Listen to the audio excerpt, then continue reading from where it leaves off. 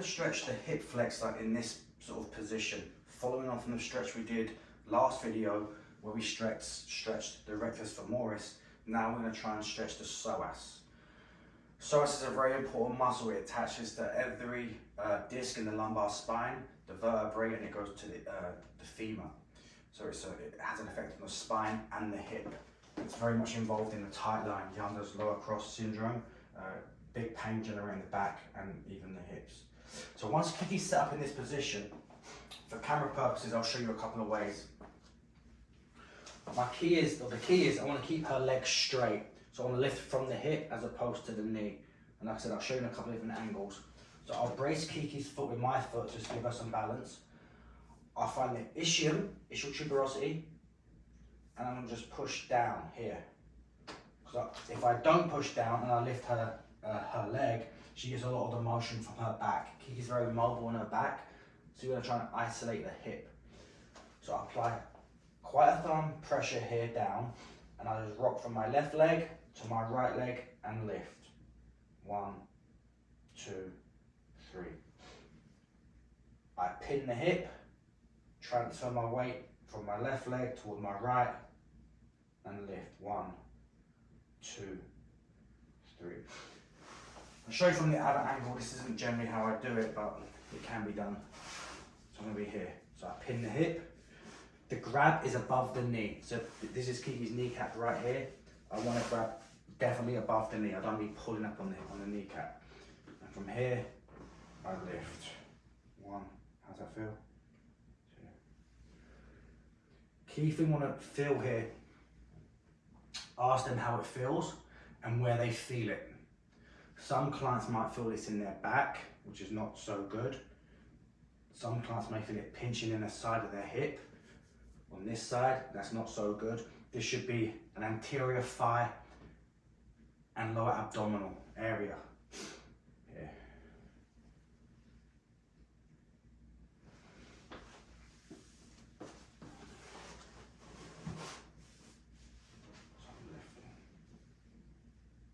And this is easier to do. If you are working on a big client and you don't want to lift a big heavy leg, you can use a towel. So I'll roll up a towel, a hand towel, or a bath towel in this case. And what I'll do, I'll lift Kiki's leg, I'll slide the towel under, just to give me some assistance. And then the stretch is pushing Kiki's hip down here. 1, 2, 3. So people always ask about this position. Although a hip is neutral, here is relatively extended because this hip's in flexion. So that makes sense. So although this hip is straight, this hip is in extension because this hip is in so much flexion. And with the hip extension, guys, you don't need this huge range of motion that you see people doing where they stretch and they get this crazy amount of motion here. That's in fact probably too much. A good solid 10, 15 degrees is plenty. You can start, Kiki. So this coupled with the rec fem stretch is really great for those clients who have an anterior pelvic tilt. They get some compression, extension-based pain in the lower back. The psoas is a great way to stretch. We're going to show you an alternative version of the same stretch. Kiki's line aside, facing the camera. So some clients aren't going to be comfortable in this position for various reasons, and that's okay. So we can have Kiki grab her bottom leg.